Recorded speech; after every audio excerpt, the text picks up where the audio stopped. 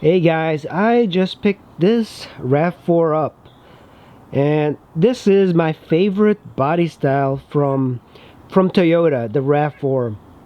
This is a specifically cool vehicle.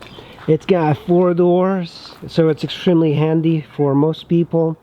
And I literally just picked this up, or at least the tow truck dropped it off. But let's look around really quick before we start doing anything with it.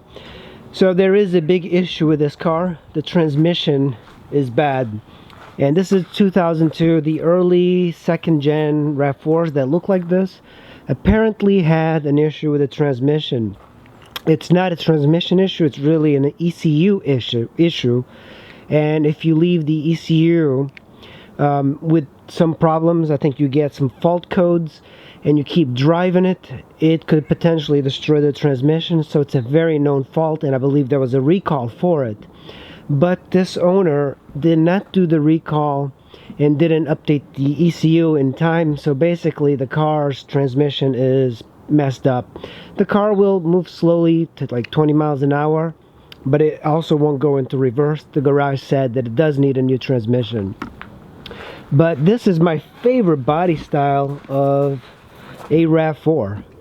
It's incredibly good looking. It looks very modern, and of course now you have the covered wheel, which looks good. And this is a all-wheel drive version. Look at that. You even have a really nice spoiler here, so it looks very sporty. Look at that, the roof rack. This one also has a sunroof. You can adjust the roof rack, the arms. And in the front, it looks great. Toyota really did a great job in styling this particular generation of RAV4. I think this actually looks better than the RAV4, the new 2018 RAV4s, the 2020 RAV4s. This one I think is the best looking RAV4. I know it's subjective, but it is fantastic. And it's a 2002, so it's holding up. And of course you have the updated door handles, which is extremely good. When you look at the Nissan Frontier, for example, it's got the old school 90s handles, which is not as good. It's like crud and stuff gets in there. It's hard to clean, but this is just so much better. And the front looks fantastic. I really like this car, and if I can fix it, I might be able to keep this thing. So let's look around this car a little bit on the inside. So typical Toyota RAV4, you know, it's very budget oriented, but I think it looks nice. It does have this, which looks almost like a carbon fiber rubber, but it's really plastic. So everywhere that you touch is plastic, but the cloth, every car that you get that's cloth from Honda and Toyota is always in great shape. These seats are in great shape. Look at this. And you know, the last RAV4 I had, the 96, had a bluish tinge to the interior that looked very 80s. I kind of like that, but this one's a little bit more subdued. It's much more a everyday sort of car, and everything is basic. You got like the seats, nothing is power. It does have power locks and power windows, so that's a benefit. And in the glove box you have your manuals. I'll probably be going through this stuff, but it's relatively clean. And you have 2 airbags, which is great.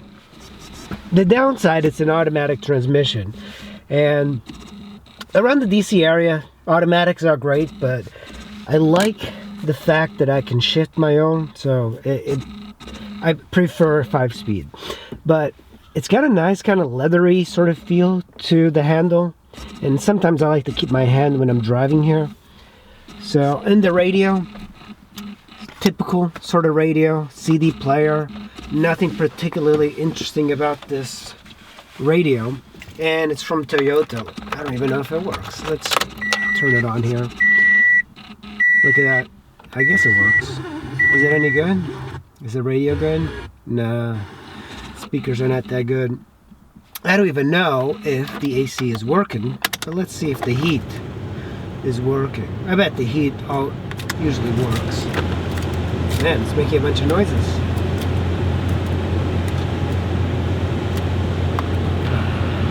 turn it to, I guess, I should probably turn it off for now because the engine's off. Let's look down here. So you have your ashtray. You have another slot here. I like these slots in these cars. You can put like your phone or whatever. This one is not as useful to put your phone because it's almost level. And you do have two cup holders right in the front. I don't like it in the front because it kind of gets away with the shifter, but of course the shifter, when it's in D, it's down here. You have your 12 volt right here. That makes it very easy to charge stuff. Coin holder. These cars still had a lot of coin related stuff. The console here, you have a pocket here that's probably going to be used for change. And then here you have a, it's a deepish sort of pocket. I've seen better consoles. It's kind of short actually. I don't know if there's much you can put in there. And it's seen somewhere. It would be nice if it was covered something a little bit softer because people are going to be resting their arm over there. Here's the driver's seat. You do have lumbar support. I like that. One thing I like about this car is the relative ease of getting in and out. And I bought it from a lady who said that she had issues getting in and out of cars, and that's why she likes SUVs. And I can see why. It's a extremely easy and almost effortless way of getting in and out of the car. So the egress is extremely easy in this car, and it's very important. I think this is not like one of those butch sort of utility vehicles that you're going to be riding off-road. This is an everyday sort of car. It gets relatively good mileage. Even the old one, it got 20 something miles to the gallon. This one gets 25, 26 miles to the gallon. Now the steering wheel is completely new. I am not used to this sort of style. I do like it. I think it makes it look a little bit more modern. So this particular one only has 116,000 miles, which is a shame that the transmission went out on it. I can't start it. The battery was flat when I picked it up, but it is running. So the mirror, power mirrors, the dimmer is very, very Toyota. You have another coin slot. This seems to be something that happens to a lot of Toyotas. Then you have your lights. Everything seems to work. Your blinkers. You know, the quality is excellent in Toyota, even though this is a budget SUV. It's extremely well made. So the back seat, it's slightly higher than the front. And also you have a little bit of a compartment here, ashtray. This, oh, that's interesting. Look at that. She left that little thingy. This is a weird contraption. It's a cup holder slash whatever. That's kind of odd. I'm not sure if that's useful at all. And I think the back seats are pretty roomy. I don't have a lot of space here, but I'm also not uncomfortable. So this feels adequately comfortable. Let's move to the rear here. And look at this door. This is the typical Rav4 style. That this door swings out so much. I don't really like this style of door. I prefer the ones that swing up. I know it's added complexity, but the one thing that happened in the 96 that I had, this hinge started to wear out because it is such a large heavy door that it wears out over time. But look at this, you have a little compartment here for your straps. She's got like a bungee straps here. You have a privacy cargo thing here. I'm not sure how even this works, but you do have this. I'm not sure. We'll have to look to see how this works. You have like a little compartment here for tools, another compartment here for maybe a flat. You have another compartment here. So I'm assuming it's just empty. Yeah, but I guess it's useful for things. Oh, look at this. I love this.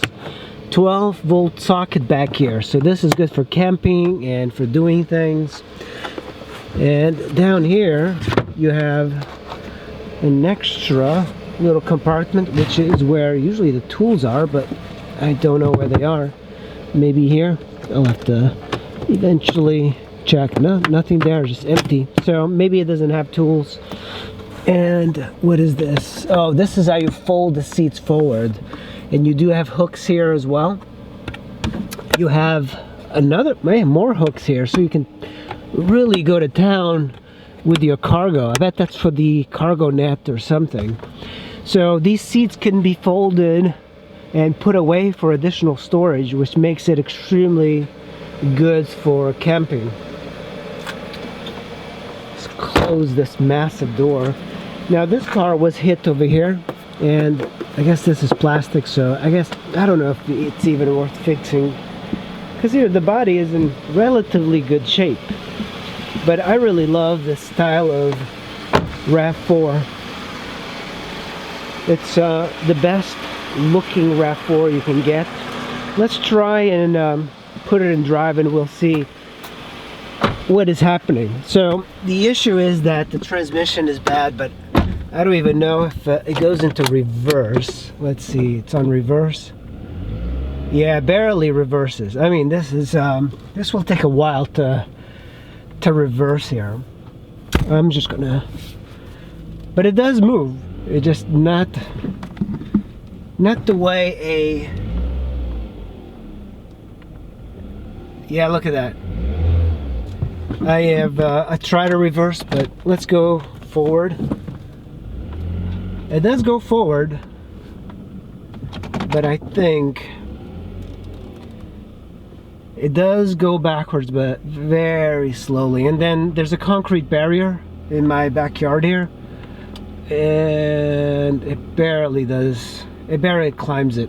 It is the transmission, and if you're not good at fixing cars, then you're going to have a car that's going to be much more expensive to fix than it's worth. And that's the problem with a lot of cars. But it's extremely rare for a Toyota to have any issues with the transmission, and the only reason this one has issues is because it was driven without the ECU being recalled. And Toyota really should be kind of ashamed that they do not warranty, or they don't honor the transmission going bad on these things, because it's a Toyota fault. It's not a problem really with the transmission, but Toyota should have put out a recall way earlier for the ECU.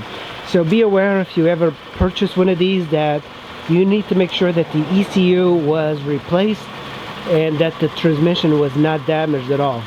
So thanks for watching, guys, and stay tuned. I'm going to be fixing this car up and putting in a new transmission. Thanks, guys. Bye.